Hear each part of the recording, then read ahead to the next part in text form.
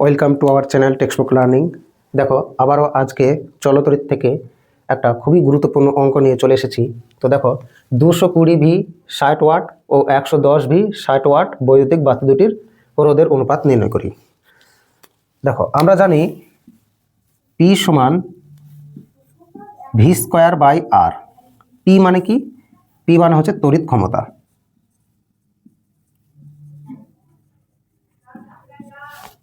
আর মানে কি? আর মানে হচ্ছে রোধ। ভি মানে কি? ভি মানে হচ্ছে তড়িৎ বিভব।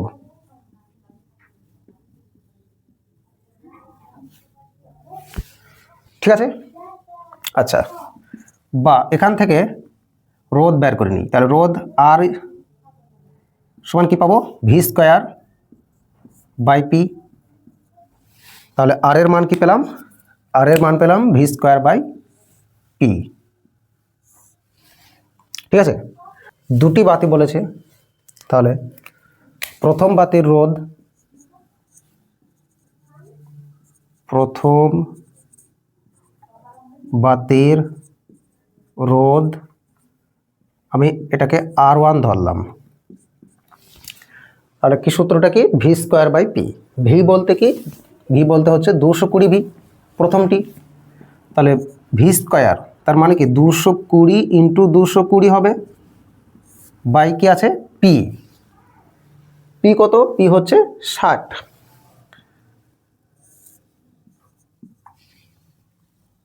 আচ্ছা, তাহলে R1 এর মান পেলাম এটা।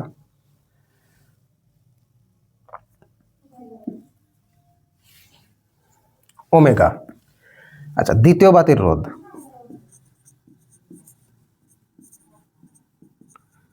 দ্বিতীয় বাতির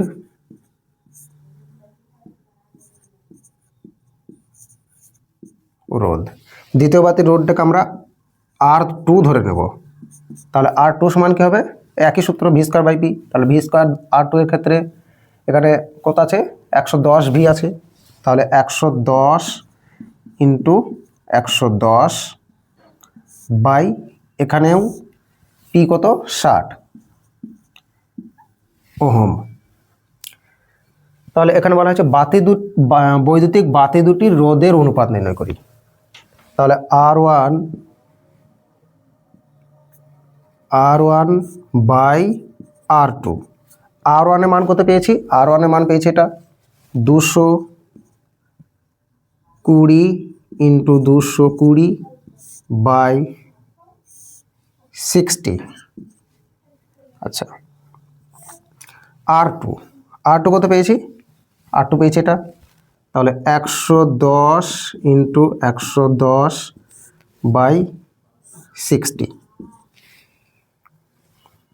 সমান 220 ইন্টু 220 বাই 60। এটা উল্টে যাবে, তাহলে কত হবে? 60 বাই 110 ইন্টু 110।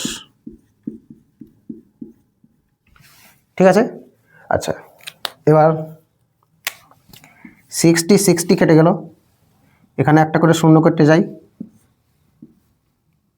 তাহলে কি থাকছে? 22 আর নিচে আছে 11 ইন্টু 11। তাহলে 11 দোকানে কত হয়? 22 হয়। আবার 11 দোকানে কত হয়? 22 হয়।